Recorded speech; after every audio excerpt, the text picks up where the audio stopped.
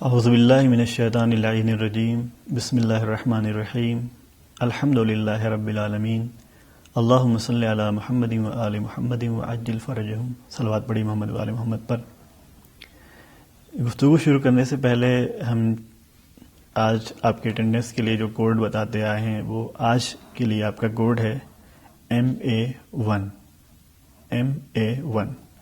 اس سے آپ میسج کریے گا تاکہ آپ کی اٹینڈنس لگ سکے، تاکہ جو دنیاوی اس کے بعد فائدے ہیں سرٹیفکیٹ کے حوالے سے یا انعامات کے حوالے سے اس میں آپ شامل ہو سکیں. یوں تو معنوی طور پر آپ کو اجر حاصل ہو ہی رہا ہے کہ آپ نے یہ جذبہ دکھایا اور ان دروس میں شرکت کر رہے ہیں. انشاءاللہ ثواب اسے اس کا مل رہا ہوگا، لیکن ظاہری طور پر ایک ڈسپلن قائم کرنے کے لیے آپ کو یہ کام کرنا پڑے گا. اس کی رعایت کریے گا. اور یہ نہیں کہ اب کوڈ بتا دیا ہے تو اب آگے درس نہ سنیں کہ کوڈ بھیج دیں گے کافی نہیں. علم کا جذبہ ہے تو آپ پورا سنیں اور پھر ظاہری فائدے کے ساتھ ساتھ اپنا معنوی فائدہ بھی پورا حاصل کریں. صلوات پڑھی محمد و آل محمد پر. ہم آپ کے سامنے جو بیان کر رہے تھے ابھی تک، یعنی کل کی گفتگو کے آخری مرحلے میں ہم نے مطہرات کی گفتگو چھیڑی تھی آپ کے سامنے. مطہرات یعنی وہ چیزیں جو نجس چیزوں کو پاک کرتی ہے، پاک کرنے والی ہیں. پاک کرنے والی چیزیں ہم نے ان کے نام آپ کے سامنے بیان کیے تھے، جیسے پانی ہے، زمین ہے، سورج ہے، یا اس جیسی بہت ساری چیزیں جن کا تذکرہ ہم آپ کے سامنے پیش کریں گے. وہ ایسی چیزیں ہیں جو پاک کرتی ہیں. پاک کرنے والی چیزیں کون کون سی ہیں؟ پاک کرنے والی چیزیں ایک تو پانی ہے، زمین ہے، سورج ہے، استحالہ ہے، انقلاب ہے، انتقال ہے، اسلام، طبعیت، عین نجاست کا برطرف ہو جانا، دور ہو جانا، یا نجاست کھانے والے جانور کو کیسے پاک کریں، ان کا جو طریقہ ہے یہ پاک کرنے کا ایک طریقہ ہے، اور مسلمان کا غائب ہو جانا. یہ وہ طریقے ہیں جس سے نجاست کے پاک ہونے کا سامان فراہم ہوتا ہے اور ذریعہ فراہم ہوتا ہے. ہم نے پانی کی گفتگو آپ کے سامنے کر دی. پانی ایک ایسا ٹاپک تھا جو واقعاً بہت ہی امپورٹنٹ اور اہم ہے، کیونکہ روزمرہ کے زندگی میں ہم مسائل سے روبرو ہوتے ہیں جن کا تعلق سیدھے پانی سے پاک کرنے کا ہوتا ہے عام طور سے. لہذا ہمارے لیے ضروری کہ ہم ان کو پھر سے جو ہے دہرائیں اور پھر وہ ذہن نشین کریں تاکہ ذہن میں بیٹھ جائے کہ ہمیں کیسے پاک کرنا ہے. خلاصہ یہ کہ پانی آب قلیل سے جو ہم پاک کر رہے ہیں یا آب کر سے پاک کر رہے ہیں، ان کے دو ہی طریقے ہیں کہ یا وہ چیز جو نجس ہو رہی ہے برتن ہے یا برتن کے علاوہ کوئی بھی چیز ہے. اگر برتن ہے تو آب کر سے جب اسے ہم پاک کریں گے تو ایک بار میں پاک کریں گے. اکثر مراجع کا ایسا کہنا، البتہ آغا سستانی یہاں بھی قائل ہے کہ اسے 3 بار دھلا جائے، لیکن کسی اور پانی سے اگر آب قلیل سے کر رہے ہیں تو 3 بار دھونا ہے. برتن کے علاوہ جو چیز نجس ہوئی ہے، اب وہ پیشاب سے نجس ہوئی ہے یا پیشاب کے علاوہ سے نجس ہوئی ہے. پیشاب سے اگر نجس ہوئی ہے تو آب کر سے 1 بار دھونا ہے اور آب قلیل سے 2 بار دھونا ہے. پیشاب کے علاوہ سے جو چیزیں نجس ہوئی ہیں وہ آب کر سے 1 بار دھونی ہے اور آب قلیل سے بھی 1 ہی بار دھونا ہے. یہ طریقہ ہے جو بہت کام آ سکتا ہے ہماری زندگی میں روز، جو کہ ہمیں روز کچھ نہ کچھ پاک کرنا ہی ہوتا ہے. اب اس کے بعد ہم چلتے ہیں ان چیزوں کی طرف جو معمولاً ہم سنتے آئے ہیں لیکن کم توجہ کرتے ہیں. یہ ایسی بھی چیزیں ہیں جو پاک کرنے والی ہیں یا ان چیزوں سے بھی کچھ پاک ہو جاتا ہے. اس سے ہم کیا کرتے ہیں، سنتے آئے ہیں لیکن کم جو ہے اس کے بارے میں معلومات حاصل کرتے ہیں، کم جانکاری لیتے ہیں. تو ہم ان کا تذکرہ کریں گے آج آپ کے سامنے. خوب توجہ سے اسے سنیے گا. پہلی چیز زمین. پانی کے بعد زمین. ہاں، یہی زمین جس پہ ہم اور آپ چلتے ہیں یہ بھی پاک کر سکتی ہے جی، لیکن کنڈیشن ہے، کچھ قانون ہے، قاعدہ ہے، اس کے تحت وہ چیز پاک کرے گی. ایسے نہیں کہ زمین ہمیشہ پاک کر دے گی اور ہر چیز کو پاک کر دے گی، ہر طریقے سے پاک کر دے گی، ایسا نہیں. اس کی کنڈیشن ہے، قانون ہے. سب سے پہلی چیز جو زمین ہے جو پاک کرنے والی ہے، جس کو پاک کرنا ہے، وہ خود پاک ہو. یعنی نجس زمین پاک نہیں کرے گی، یہ واضح ہو جائے آپ کے پاس، آپ کے لیے. پاک کون سی زمین کرے گی؟ جو خود پاک ہو. دوسری چیز شرط ہے جو زمین سے پاک کرنے میں، وہ یہ ہے کہ وہ زمین خشک ہو، یعنی سوکھی ہوئی ہو. اگر گیلی زمین ہے، گیلی ہے، کیچڑ ہے، تو یہ سب پاک نہیں کریں گے. تو زمین سے پاک کرنے میں دو شرطیں ہیں. کیا؟ وہ زمین پاک ہو، دوسرے وہ زمین خشک ہو، سوکھی ہوئی ہو. اب یہ زمین کس کو پاک کرے گی؟ اگر میرا ہاتھ نجس ہو جائے، ہم زمین پہ رگڑ دیں تو پاک ہو جائے گا. کپڑا نجس ہو جائے، ہم اسے زمین پہ جو ہے سوکھی زمین پہ اور پاک زمین پہ جا کر کے رگڑ دیں صحیح سے، تو پاک ہو جائے گا؟ نہیں، ہر چیز کو زمین پاک نہیں کرے گی. بہت سارے لوگ زمین پاک کر دیتی ہے، دھوپ پاک کر دیتی ہے، چلو دھوپ میں رکھ دیں گے پاک ہو جائے گا. ایسا نہیں ہے. جو قانون ہے اسی چیز کو پاک کرے گی جو چیزیں پاک کر سکتی ہے، ہر چیز کو پاک نہیں کرے گی. زمین جو ہے صرف پیر اور جوتوں کے تلووں کو پاک کرے گی. پیر کے تلووں اور جوتوں کے تلووں کو. یعنی اگر ہم ننگے پیر چل رہے ہیں تو پیر کے تلووں کو، چپل جوتا پہن کے چل رہے ہیں تو اس کے تلووں کو. انہی دونوں چیزوں کو پاک کرے گی. اس کے علاوہ جیسے کوئی ہاتھ یا گھٹنا اس سے چلتا ہو، جیسے خدا سب کو محفوظ رکھے، سب کے اعضاء بدن سالم رہیں، لیکن بہت سارے لوگ اس دنیا میں ایسے ہیں جو مجبور ہیں اور وہ اپنے ہاتھ پیر دونوں سے چلتے ہیں، معذور ہوتے ہیں. تو ان کا ہاتھ یا ان کا گھٹنا جس کا سہارا لے کر کے یہ زمین پہ چلتے ہیں، کیا زمین انہیں بھی پاک کرے گی؟ نہیں، ان کو نہیں پاک کرے گی. کس کو پاک کرے گی؟ صرف پیر کے تلووں کو اور جوتوں کے تلووں کو. اس کے بعد اگر آپ کے ذہن میں سوال ہو کہ جیسے جانوروں کے جو نال ہوتی ہے، جیسے گھوڑوں میں نال لگائی جاتی ہے، کیا وہ نال اگر نجس ہو جائے تو وہ زمین پہ چلنے سے پاک ہو جائے گی؟ نہیں، ان سے پاک نہیں ہوگی. عصا، جو کمزور انسان، یا آج کل بہت سارے لوگ فیشن میں بھی لیے رہتے ہیں، عصا، چھڑی جو لے کر کے چلتے ہیں، یہ چھڑی جو ہے، یہ چھڑی کی نوک جو زمین پہ ٹچ ہوا کرتی ہے، اگر یہ نجس ہو جائے تو کیا مسلسل زمین پہ ٹچ کرنے سے یہ پاک ہو جائے گی چھڑی کی نوک؟ نہیں، یہ بھی نہیں پاک ہوگی. مصنوعی پیر یعنی آرٹیفیشیل پیر، جن کے پیر نہیں ہیں، وہ جو پیر لگواتے ہیں، یہ پیر جو زمین پہ چلتے ہیں، اگر نجس رہے ہوں ان کے تلوے اور زمین پہ چلنے سے نجاست دور ہو جائے تو کیا یہ پاک ہو جائیں گے؟ نہیں، یہ بھی نہیں پاک ہوں گے ان کے تلوے. گاڑی کے چکے، پہیے، عام طور سے ذہن میں سوال ہوتا ہے نا، گاڑی چل رہی ہے، نجاست لگتی رہتی ہے اس میں، نجاست چل کے آئی ہے، پاک ہوگی؟ نہیں، صرف اور صرف کس چیز کو زمین پاک کرے گی؟ پیر اور جوتوں کے تلووں کو. یہ بات ہمارے اور آپ کے ذہن میں رہے. تو یہ زمین صرف انہی چیزوں کو پاک کرتی ہے. زمین پر اب کیسے پاک کرے گی؟ زمین پر چلنے اور اس پر رگڑ سے عین نجاست، یعنی خود نجاست جو ہے برطرف و دور ہو. یعنی یہ نجاست پیر میں لگی تھی اور زمین پر چلنے ہی اور رگڑنے ہی سے وہ نجاست ختم ہوئی ہو. یہ نہیں کہ پہلے میں نے اس کو پوچھ کے پھینک دیا ہو، اب جا کے صاف صاف پیر سے ہم چل رہے ہیں. نہیں، ہماری نجاست زمین پر ہی دور ہو، ٹھیک ہے، تب جو ہے وہ زمین پاک کرے گی. دوسری چیز، گھاس پر چلنے سے، قالین پر چلنے سے، موزیک پر چلنے سے، یا روڈ جو ڈامر کی روڈ ہوتی ہے، سڑک ہوتی ہے، اس پر چلنے سے پاک نہیں ہوگا. چلنے پہ کس پر؟ وہ جو اصل زمین ہے، اصل مٹی والی زمین جو ہے. لیکن جو فرش موزیک کا ہوتا ہے یا قالین بچھی ہو، گھاس ہو بہترین، اس پہ چلیں تو اس سے پاکیزگی حاصل نہیں ہوگی. تو یہ ہوا زمین کا مسئلہ. اب اس کے بعد دوسرے مرحلے میں بات آتی ہے سورج. سورج، اس کی گرمی سے کیا کیا چیزیں پاک ہو سکتی ہیں؟ سورج کن چیزوں کو پاک کر سکتا ہے؟ ظاہر سی بات ہے، اب سورج انہی چیزوں کو پاک کر سکتا ہے جہاں پر اس کی دھوپ پہنچ رہی ہو، جہاں پر دھوپ پہنچنے کا امکان ہو. ظاہر سی بات ہے، ایسی جگہ جہاں دھوپ ہی نہ پہنچ رہی ہو، یا ایک ایسی چیز جس پہ ایک پارٹ پہ دھوپ پہنچ رہی ہو دوسرے پہ نہیں پہنچ رہی ہو، تو کیا ان سب کو پاک کر پائے گا؟ نہیں. جہاں پہ دھوپ پہنچ رہی ہو. سورج کے لیے یہ ہے، سورج کس کو پاک کرے گا؟ سورج زمین کو پاک کرے گا. خود زمین ہی اگر نجس ہو جائے تو اس کو کون پاک کرے گا؟ یا تو ہم اور آپ کوئی کسی کے پاس ٹائم ہو تو جا کر کے اس کی دھلائی کریں صحیح ہے. لیکن اگر نہیں ہے تو کون اسے پاک کرے گا؟ زمین کو سورج پاک کرے گا. اور کس کو سورج پاک کرے گا؟ دیوار کو پاک کرے گا. دیوار اگر نجس ہو گئی ہے تو اسے سورج سے وہ پاک ہو سکتی ہے. بلڈنگ نجس ہو گئی ہے تو اسے کون؟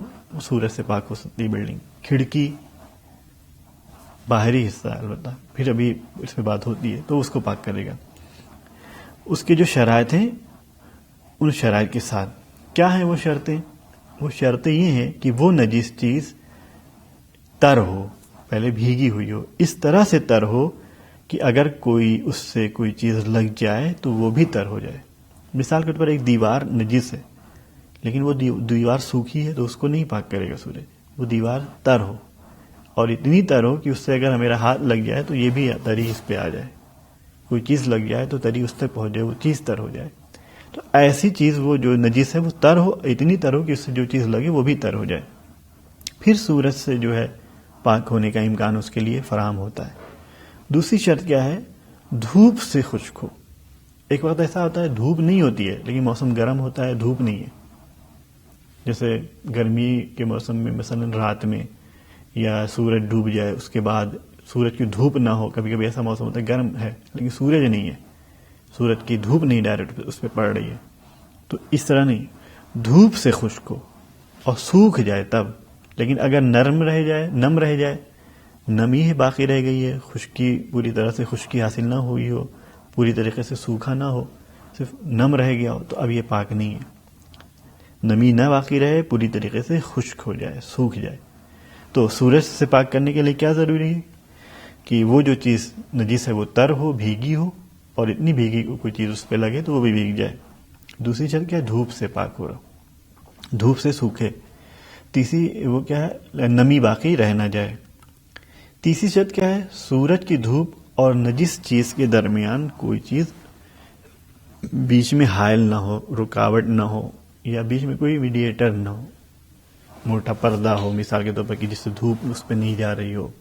یا ہم چالاکی کیا کریں کہ جہاں پہ دھوپ نہیں پہنچ رہی ہے وہاں پر سورج میں کے نیچے جا کر کے دھوپ میں آئینہ رکھ دیں اور اس کے ذریعے سے جو اس پہ روشنی آتی ہو اس کو ہم فلاں جگہ پہ روشنی بھیجیں، ریفلیکس کرائیں.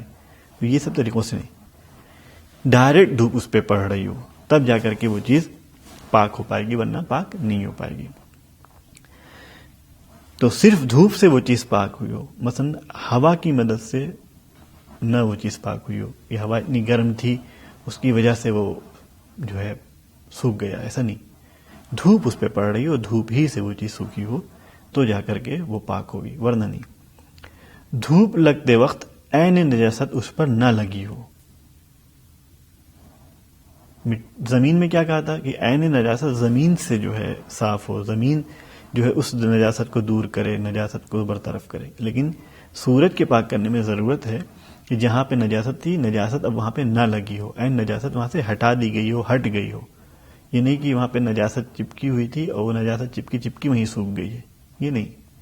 تو نجاست وہاں سے برطرف ہو چکی ہو، پانی کے ذریعے کسی بھی طریقے سے ہٹا دی گئی ہو، ہٹ گئی ہو. تو اب جو ہے جب سوکھے گی دھوپ سے وہ چیز تو وہ پاک ہوگی، ورنہ پاک نہیں ہوگی. تو معلوم یہ ہوا کہ اب ہماری جس چیز کو اگر ہم جو کاہلی میں یا تساہلی میں یا زیادہ علم ہونے کی صورت میں ہم اسے دھوپ میں لا کے رکھ دیں کہ پاک ہو جائے گی، تو یہ پاک نہیں ہوگی. بلکہ سورج کچھ خاص چیزوں کو ہی پاک کرے گا اور وہ خاص چیزیں خاص کنڈیشن اور شرطوں کے ساتھ ہی پاک ہوں گی. ایسے نہیں کہ جب ہم چاہیں ہمارا دھونے کا من نہ ہو تو ہم اسے لا کے دھوپ میں رکھ دیں تو پاک ہو جائے، ایسا نہیں ہونے والا ہے. بہت سارے لوگ کرتے ہیں، بستر نجس ہو جاتے ہیں، چادریں نجس ہو جاتی ہیں بچوں کی وجہ سے، کسی بھی طرح سے، چلو دھوپ میں رکھ دیں گے سوکھ جائے گی. نہیں، بالکل ایسے نہیں پاک ہوں گی. انہیں آپ کو پاک کرنا ہوگا، پانی سے پاک کرنا ہوگا. جو چیزیں ہم نے بتائی ہیں صرف وہی چیزیں جو ہے سورج سے پاک ہوں گی، دھوپ سے پاک ہوں گی. اس کے بعد جو مرحلہ آتا ہے وہ ہے استحالہ. استحالہ ایک طریقہ ہے، یعنی ایسا نہیں کہ استحالہ آپ کو کہیں ملے گا ہم وہ جا کے کر دیں گے، اسے لا کے ڈال دیں گے، تو نہیں. استحالہ ایک طریقہ ہے، ایک حالت ہے، ایک کیفیت ہے. وہ کیا ہے؟ اگر نجس چیز کسی ایسی جنس میں تبدیل ہو جائے، کسی اور جنس میں تبدیل ہو جائے تو وہ پاک ہو جاتی ہے. جیسے نجس لکڑی تھی آپ کے پاس، آپ نے اس لکڑی کو جلایا، وہ لکڑی جل گئی، جل کر وہ لکڑی راکھ بن گئی.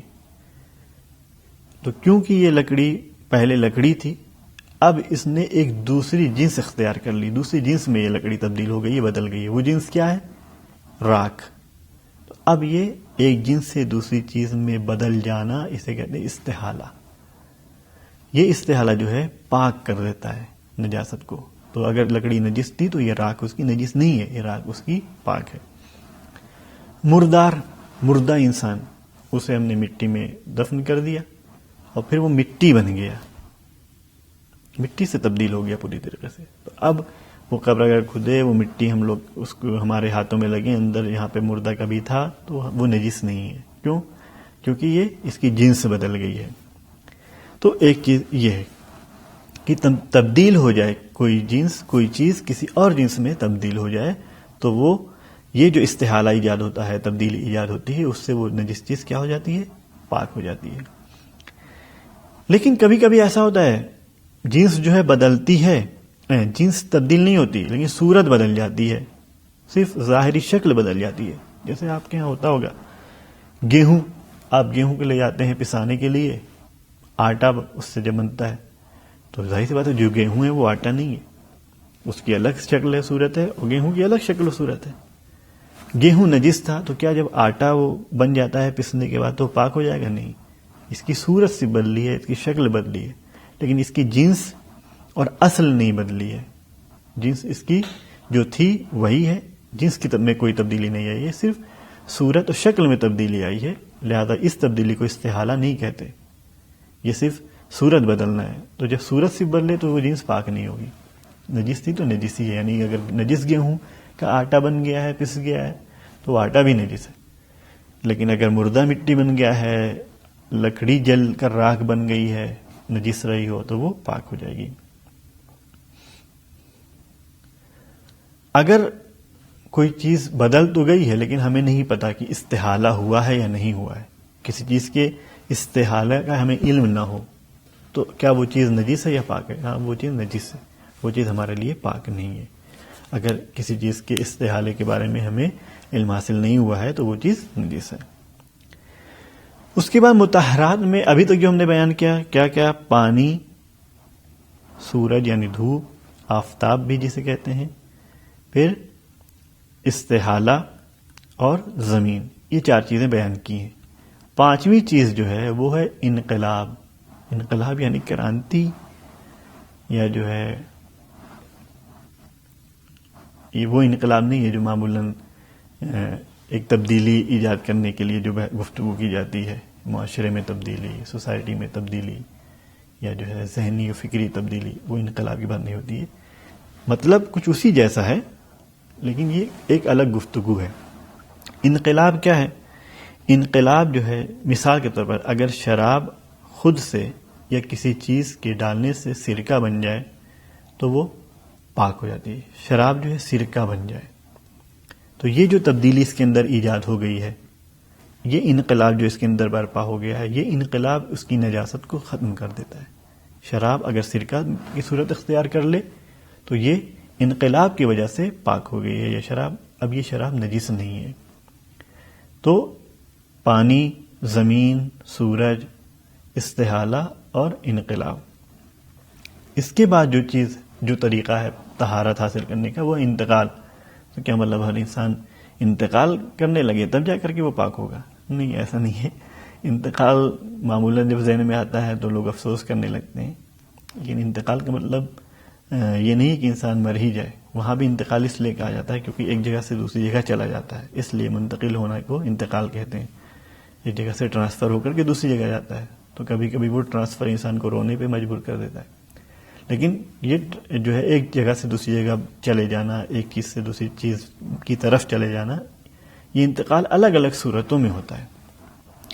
تو کون سا یہ انتقال ہے جو نجاست کو پاکیزگی میں بدل دیتا ہے، پاک کر دیتا ہے، طہارت ایجاد کر دیتا ہے؟ دیکھیں، انتقال جو ہے یہ خاص طور سے اس مسئلے سے آپ کے لیے زیادہ واضح ہوگا کہ مچھر یا مچھری کا تصور آپ ذہن میں کریں، یہ معمولاً کیا کرتا ہے؟ انسان کے بدن پہ بیٹھتا ہے، بیٹھنے کے بعد وہاں سے خون چوستا ہے، یہی تو کرتا ہے. اگر آپ کے ساتھ کچھ اور کرتا ہو تو بتائیے گا، ٹھیک ہے. خون جو چوستا ہے، یہ خون انسان کے بدن سے نکل کر کے کہاں جاتا ہے؟ انسان کے بدن سے نکل کر کے یہ اس حیوان، جانور اور کیڑے کے شکم میں جاتا ہے، اس کے بدن میں جاتا ہے. یہ یہاں سے وہاں جانا، ٹرانسفر ہونا، اس کو کہتے ہیں انتقال. اب یہ جو مچھر جو ہے خون جہندہ رکھنے والے حیوان کا خون جہندہ رکھنے والا، یعنی جہندہ خون کسے کہتے ہیں؟ اچھلنے والا. جہندہ یعنی اچھلنے والا. بعض ایسے جانور ہوتے ہیں جنہیں مارو تو خون اچھلتا نہیں ہے، صرف خون لگ جاتا ہے. جیسے خود اسی مچھری کو مار دو تو خالی خون لگ جائے گا، یعنی کہ اچھلے گا. لیکن آپ کوئی جانور ذبح کریں تو اس کا خون اچھلتا ہے، یا انسانوں کا خون اچھلنے والا ہوتا ہے. تو یہ جو خون جہندہ رکھنے والے حیوان کا خون، انسان یا حیوان کا خون کسی دوسرے انسان یا خون جہندہ نہ رکھنے والے حیوان کے بدن میں چلا جائے. کبھی کبھی انسان کا خون دوسرے انسان کے بدن میں جاتا ہے، کبھی انسان کا خون کسی جانور کے بدن میں جاتا ہے، اور وہ جانور ایسا ہے کہ اس کا خون اچھلنے والا نہ ہو کہ بدن میں جائے اور اس کے بدن کا حصہ بن جائے. اسی لیے کہتے ہیں خون نجس ہوتا ہے. انسان کے بدن سے نکلا اور کسی دوسرے انسان کے بدن میں چلا گیا، اس کے بدن کا حصہ بن گیا. اب یہ نہیں کہ ہم اس کے بدن میں کچھ ایسی کارروائی کریں کہ وہ اسے پاک کیا جائے، کچھ مطلب سرنج کے ذریعے سے پانی ڈالا جائے، نسوں کو پاک کیا جائے کہ نجس خون ایک انسان کا اس کے بدن میں چلا گیا. یہ سب نہیں ہے. اس کے بدن میں گیا، اس کا بدن کا حصہ بن گیا تو وہ پاک ہو گیا. یعنی اسے اب پاک کرنے کی ضرورت نہیں، وہ اس کے بدن کا حصہ ہے. لیکن یہی خون جو انسان کے بدن سے نکلا یا اچھلنے والے خون رکھنے والے جانور کے بدن سے نکل کر کے ایک ایسے جانور کے بدن میں گیا جس کا خون اچھلتا نہیں ہے، جیسے مچھر، تو وہ کیا ہوگا؟ تو وہ پاک ہے. جیسے مچھر کا خون انسان کے بدن سے منتقل ہو کر کے اس کے بدن میں پہنچتا ہے تو وہ پاک ہوتا ہے. لہذا اسی لیے یہ مچھر مارنے کے بعد ضروری نہیں کہ ہم جا کر کے ہاتھ کو پاک کریں. لیکن اب اگر فوراً وہ چوس رہا ہے، فوراً جا کر کے منتقل ہو رہا ہے، آپ کو لگ ہی نہیں رہا کہ اس کے بدن کا حصہ بنا ہے، کیونکہ ابھی یہ پی ہی رہا تھا، ٹرانسفر ہو رہا تھا، آپ نے وہیں پہ مار دیا، تو ایک الگ بات ہے. یہاں پہ آ کر ٹرانسفر پورا نہیں ہو پایا، لیکن ٹرانسفر ہو گیا. ابھی آپ بیٹھا ہے آپ کے بدن پہ، یا جیسے بیٹھا ہے پہلے سے کہیں پی کے آ چکا ہے، اس کے بدن کا حصہ آپ نے مارا، اس کو خون لگا، یہ خون جو ہے پاک ہے، اس کو دھلنے کی ضرورت نہیں ہے، نجس نہیں ہے. اس کے بعد ہے اسلام اختیار کرنا بھی انسان کو طہارت کی طرف لے جاتا ہے. تو یہ انتقال تھا. پھر اس کے بعد کیا ہے؟ تبعیت. تبعیت کیا ہے؟ تبعیت کے ذریعے سے بھی انسان نجس چیز پاک ہوتی ہے. کبھی ہم کسی چیز کو خود خاص طور پر اس چیز کو پاک کرتے ہیں. یہ پاک کرنا، اس سے تو پاکی حاصل ہوتی ہے، پاکیزگی، طہارت حاصل ہوتی ہے. لیکن کبھی کبھی ہم کسی چیز کو پاک کرتے ہیں لیکن اس کے ضمن میں کوئی اور چیز بھی دھل دیتے ہیں. ہمارا مقصد اصل میں کوئی اور چیز پاک کرنے کا ہوتا ہے، اس کے ساتھ ساتھ کوئی چیز دھل لیتے ہیں. اس دھلنے کو کیا کہتے ہیں؟ تبعیت. اس جو ہے دھلائی کو کیا کہتے ہیں؟ تبعیت. اب اگر دوسری چیز جس کو ہم نے خاص طور سے نہیں دھلا ہے وہ اگر پاک ہو جاتی ہے تو اس کو کیا کہیں گے؟ ڈائریکٹ وہ پاک ہوئی نہیں، وہ تبعیت میں پاک ہوئی ہے، اسے کہیں گے تبعیت میں پاک ہونا. یعنی کوئی چیز جسے ہم سیدھے اسے پاک کر رہے ہوں بلکہ کسی چیز کے ضمن میں پاک ہو جا رہی ہو تو اس کو کیا کہیں گے؟ تبعیت. جیسے اگر کوئی نجس چیز کو ہاتھ میں لے کر پاک کرے، ظاہر بات ہے نجس چیز کو ہاتھ میں لے لیا تو ہاتھ بھی نجس ہو جائے گا. ہم وہ چیز پاک کر رہے ہیں، پانی کے نیچے لے گئے، پانی کے پاس لے گئے، نجس چیز کو ہاتھ میں لے کر کے اس چیز کو پاک کرنے. تو اب کیا یہ ہے کہ ہم اس نجس کو پاک کرنے کے بعد دوبارہ رکھیں، ہاتھ کو پھر سے الگ سے پاک کریں؟ نہیں، اس کی ضرورت نہیں ہے. یہ ہاتھ اس کے ساتھ ساتھ پاک ہو جاتا ہے. اسے کہتے ہیں تبعیت. ٹھیک ہے. تو تبعیت جیسے جو ہے تالے میں آپ چابی گھماتے ہیں تو چابی اصل میں چابی گھماتے ہیں، اس کے ساتھ ساتھ ہاتھ بھی آپ کا گھومتا ہے، یہ طبیعت ہے. یا ہاتھ گھماتے ہیں اس کے ساتھ چابی گھومتی ہے، یہ طبیعت. یعنی جیسی نجس چیز کو آپ نے پاک کیا اس کے ساتھ ساتھ آپ کا ہاتھ بھی پاک ہو جاتا ہے. اب ضرورت نہیں ہے کہ آپ اس ہاتھ کو دوبارہ الگ سے پاک کریں. لہذا بہت سارے لوگ جو ویسٹ کرتے ہیں پانی کا، اس کو رکھ کے شک و شبے میں پڑے رہتے ہیں، انہیں چاہیے کہ ان سب چیزوں کو ذہن نشین کریں اور تھوڑا سا دل کو مضبوط کریں. اپنے ہمیشہ ڈرنے والی چیزوں سے دل کو نہیں مضبوط کیا جاتا. کبھی کبھی یہ چھوٹی چھوٹی چیزوں سے بھی انسان خوفزدہ رہتا ہے اور مضطرب رہتا ہے، پریشان رہتا ہے، ذہنی ٹینشن میں رہتا ہے، اور اتنے ٹینشن میں رہتا ہے کہ وہ کبھی محسوس ہی نہیں کرتا ہے کہ ہم پاک ہوں گے. یہیں پر ایک واقعہ ہے کہ ایک عالم دین تھے، وہ اپنے کمرے میں بیٹھے ہوئے تھے اور وہاں سے دیکھا کہ آپ جو ہے دیکھا ہوگا پرانے گھروں میں حوض ہوتے تھے چھوٹے چھوٹے بہت سارے جگہوں پر. تو حوض میں پانی تھا، تو وہ بندہ وہاں پہ گیا، وضو کرنا چاہ رہا تھا یا کچھ جو ہے جس چیز کو پاک کرنا چاہ رہا تھا، ہاتھ وغیرہ جو بھی رہا ہو. میرے ذہن میں جہاں تک آ رہا ہے وضو کرنا چاہ رہا تھا. اب وہ وضو کر رہا ہے، ہاتھ کو یوں اس میں ڈال رہا ہے، یوں ڈال رہا ہے. اب ایک بار آپ ڈالیے، باہر نکالیے، التماسی وضو، پاک وضو ہو گیا، ختم بات. لیکن وہ نہ جانے کتنے بار ہاتھ ڈال رہے ہیں. وہ مولانا صاحب جو ہے کھڑکی کے پاس بیٹھے تھے، دیکھ رہے تھے. اب ظاہر سی بات ہے، بوڑھے وہ بھی تھے، مولانا بھی بوڑھے تھے، کتنی دیر برداشت کر دے. آخر میں وہ آئے، انہوں نے ایک لات مارا اس آدمی کو اور حوض میں ڈھکیل دے کہ جاؤ پوری طرح سے نہا کے آؤ. تو کچھ لوگ اس طرح سے بھی ہوتے ہیں کہ بار بار ایک ہی کام کو کرتے ہیں، بار بار کرتے ہیں، مطمئن نہیں ہو پاتے ہیں. تو ان کے ساتھ کیا ہوتا ہے، ان کے ساتھ ایسے ہی کسی بزرگ کی ضرورت ہوتی ہے جو انہیں سکھائے کہ دیکھو ایسا نہیں ہے، تو ایک بار میں ہو گیا، دل کو مضبوط کرو. تو اپنے اندر سے یہ کیفیت ہم ختم کریں، اس طرح کی چیزیں نہ کریں.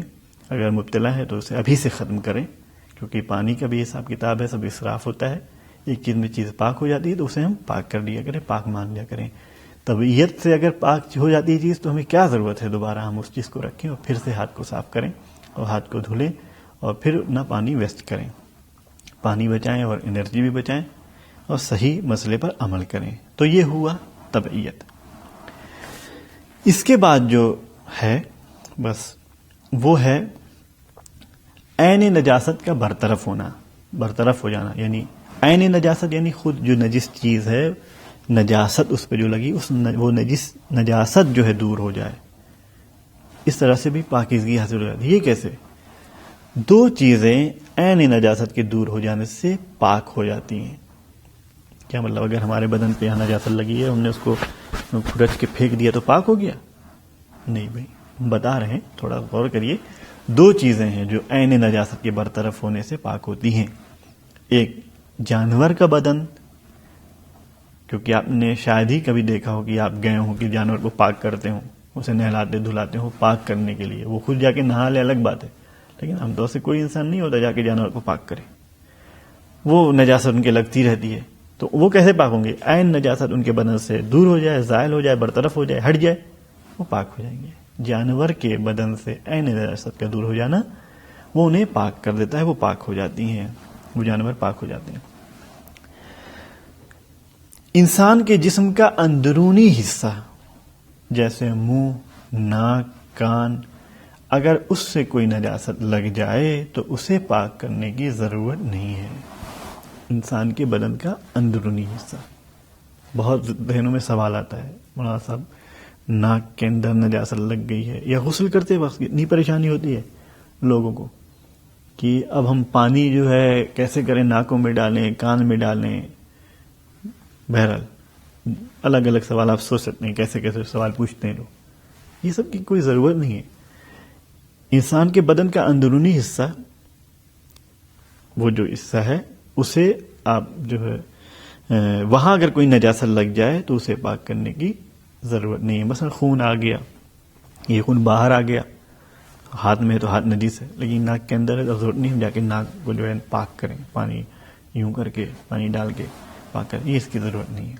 تو عین نجاست وہاں سے برطرف ہو جائے، خون بہہ جائے تو وہ اندر جو خود ہی وہ پاک ہو جائیں گے. کان کے اندر نجاست ہے تو وہ ہمیں پاک کرنے کی ضرورت نہیں ہے. یہ ہے عین نجاست کا برطرف ہونا. اس کے بعد 10ویں چیز کیا ہے؟ جانور خود اگر نجس ہو جائے ظاہری طور پر تو اس سے وہ نجاست دور ہو جائے تو پاک ہو جائے گا. لیکن جانور خود نجس نہ ہو، نجس چیز کھانے کا عادی بن جائے، نجس چیز کھانے والا جانور ہو جائے تو اب یہ کیسے پاک ہوگا؟ ظاہر سی بات ہے اس میں حلال گوشت جانور بھی ہوں گے، حرام گوشت جانور ہیں تو خیر ہمیں اس سے لینا دینا اتنا نہیں ہے، لیکن جو حلال گوشت جانور مثلا کوئی مرغی ہے یا کچھ اور دوسرے جانور جو انسان کے لیے حلال ہے، جس کا گوشت وہ غلاظت کھانے کا عادی بن جائے، نجس چیز کھانے کا عادی بن جائے، تو اسے اگر انسان کو ذبح کرنا ہے اور اپنے کھانے میں استعمال کرنا ہے تو ایسے تو نہیں کر سکتا. اس کے لیے اسے چاہیے کہ اسے استبراء کرے. استبراء یعنی نجاست کھانے والے جانور کا استبراء کرنے سے وہ جانور جو ہے پاک ہو جاتا ہے. استبراء کرنا یعنی کیا ہے؟ اسے براعت کرنا، دور کرنا، اسے کچھ اس نجاست سے دوری اختیار کرنا، اس کے لیے اسے دور رکھنا. اب اس میں کیا ہے، جو جانور انسان کی نجاست کھانے کے عادی ہو جائیں، عادی ہو گیا ہو جائے جانور، یا جو ہے اس کے غلاظتیں کھانے کا عادی ہو جائے، وہ نجس ہے اور استبراء کے ذریعے وہ پاک ہوتا ہے. استبراء کیسے ہوگا؟ اس کا استبراء الگ الگ اس کے لیے دن ہے. اونٹ اگر، کیونکہ بہت سارے ملکوں میں اونٹ بھی کھایا جاتا ہے، اونٹ اگر نجس ہو جائے یعنی اس طریقے سے نجاست کھانے کا عادی بن جائے، معاف کریں، نجاست کھانے کا عادی بن جائے اونٹ، تو وہ 40 دن تک جو ہے اسے نجاست سے دور رکھا جائے تو وہ استبراء اس کا ہو جاتا ہے، وہ پاک ہو جاتا ہے، اسے استعمال کیا جا سکتا ہے. گائے اگر جہاں پر اجازت ہو اس چیز کی، جن ممالک میں وہاں کی بات ہو رہی ہے، تو وہاں پر اسے 20، اگر اس کے اندر ایسی عادت پڑ جائے تو 20 دن اسے نجاست سے دور رکھا جائے تو وہ پاک ہو جاتی ہیں. یا پھر بکری، اسے 10 دن دور رکھنا پڑے گا. بطخ اسے 5 دن، مرغی اسے 3 دن. تو اگر کسی کی مرغی اس کی عادت ہو جائے نجاست کھانے کی تو اسے 3 دن تک اس کے جو اس کا مکان ہے اس میں رکھ دیا جائے، اسے نجاست سے دور رکھا جائے، نہ کھانے دی جائے نجاست، تو وہ پاک ہو جائے گی، اسے انسان استعمال کر سکتا ہے. 11ویں چیز اور آخری چیز مطہرات میں سے وہ ہے مسلمان کا غائب ہو جانا. اب جب مسلمان غائب ہو جائے تو وہ پاک ہو جاتا ہے. یہ کون سا طریقہ ہے؟ سمجھیں. دیکھیے ایک مسلمان کا گھر ہے، آپ اس کے گھر میں گئے، دیکھا آپ نے اس کا جو صوفہ ہے اس پر کسی نے پیشاب کر دیا ہے، وہ صوفہ نجس ہو گیا، اس نے خود کہہ دیا یہ نجس ہے، اس پہ نہ بیٹھیے گا. یا کوئی اور چیز اس کے گھر کی نجس ہے، برتن نجس ہے، بستر نجس ہے، کوئی بھی چیز آپ کو معلوم ہے، وہ انسان عاقل بھی ہے، بالغ بھی ہے، جس کے گھر میں آپ گئے ہیں، تو ظاہر سی بات ہے جب اس نے کہہ دیا، خود کہہ دیا نجس ہے، آپ نے دیکھ لیا نجس ہو رہی ہے تو وہ نجس ہے. لیکن پھر وہ مسلمان غائب ہو جائے، پھر وہ مسلمان غائب ہو جائے، یعنی پھر آپ دوبارہ اس محلے میں جا رہے ہیں مثال کے طور پر کہ لاؤ دیکھیں ان کے یہاں یہ ہیں، اور وہ صاحب غائب ہیں ہی نہیں. آپ گئے تھے، ہفتوں پہلے گئے تھے، 4 دن پہلے گئے تھے، 3 دن، لیکن اب 3 دن سے وہاں پہ کوئی ہے ہی نہیں. اب وہ گئے تو اب یہ کہ مسلمان اتنی دیر غائب رہا ہے، اب وہ جو نجس چیز تھی اسے پاک مانا جائے. کیوں؟ کیونکہ وہ انسان جو مسلمان وہاں رہتا تھا وہ بالغ بھی تھا، عاقل بھی تھا، تو یہ احتمال دیا جائے گا کہ اس نے جانے سے پہلے، غائب ہونے سے پہلے اس نے جس چیز کو پاک کیا ہوگا اور پاک رکھا ہوگا بعد میں. تو یہ جو احتمال اور امکان ہوتا ہے مسلمان کے دور ہو جانے کی وجہ سے، یہ مسلمان کا غائب ہونا کہلاتا ہے، اور اس سے طہارت کا جو ہے تصور کیا جاتا ہے، وہ چیز پاک مانی جاتی ہے. تو اگر بالغ اور عاقل مسلمان کا بدن یا اس کی کوئی چیز جیسے برتن، بستر وغیرہ نجس ہو جائے اور پھر وہ مسلمان کچھ عرصے کے لیے غائب ہو جائے یا مستقل غائب ہو جائے، دوبارہ وہاں پہ انسان پہنچ رہا ہے، تو وہ چیز جو نجس تھی اس نے دیکھی تھی وہ اب چیز نجس نہیں مانی جائے گی، اور ان چیزوں کی طہارت کا احتمال دیں. مطلب ایک ایسے شخص کا گھر ہے جس کے بارے میں معلوم ہے بھیا کہ وہ ایسا ہے کہ وہ خود نہ پاک رکھتا تھا، نہ اتنی توجہ دیتا تھا نجاست وغیرہ پہ، نجس تھی تو تھی، اس کے لیے کوئی اتنا مسئلہ نہیں تھا، تو ویسے کہ یہاں نہیں احتمال دیا جائے گا کہ اس نے وہ چیز پاک کی ہوگی. لیکن ایسا شخص کہ جیسے آپ لوگ کی جو ناپاکیزگی کا خیال کرتے ہیں، آپ یہاں کوئی پہنچے اور دیکھیں نجس ہے، اور پھر آپ کچھ دن کے لیے غائب ہو جائیں، اتفاق ہو جائے وہاں سے گزر ہو، کوئی وہاں پہ ہو، پہنچ جائے، تو یہ امکان احتمال دیا جائے گا کہ بھئی یہ شخص جو ہے پاکیزہ رہنے والا تھا، طہارت اور پاکیزگی کا خیال رکھنے والا تھا، تو یقیناً اب اس نے پاک کیا ہوگا، تو وہ چیز پاک سمجھی جائے گی. تو یہ وہ مسائل ہیں مطہرات کے جس میں معمولاً پانی کے مسائل سے زیادہ ہم روبرو ہوتے ہیں، اور درپیش ہوتا ہے مسئلہ پانی سے سب سے زیادہ چیزیں پاک ہوتی ہیں. اس کے بعد کی چیزوں کے بارے میں ہم نے ابھی تک سنا تھا، ممکن ہے بہت سارے لوگوں نے پڑھا بھی رہا ہوگا، لیکن زیادہ تر لوگوں نے اس پہ توجہ نہیں کیے ہوئے ہوتے ہیں، نہیں پڑھتے ہیں، ٹائم نہیں مل پاتا ہے. تو اس کی طرف توجہ کریں، اور اس سیزن میں اور اس سیشن میں یہیں تک ہماری گفتگو ہے. انشاءاللہ خدا توفیق دے کہ ہم ان سب باتوں کو سیکھیں اور زیادہ سے زیادہ خود بھی سیکھیں، اور آئندہ کے لیول میں شریک ہو کر کے آگے کی باتوں کو سیکھنے کی کوشش کریں. سب مل جل کر کے محمد وال محمد پر صلوات پڑھیے. آج کا جو آپ کا کوڈ ہے آپ کے لیے میں نے شروع میں بیان کیا، ایک بار پھر بیان کر دیں. آج حاضری اور اٹینڈنس کے لیے جو کوڈ ہے وہ MA1 ہے، MA1. وصلی اللہ علی محمد وآلہ الطاہرین.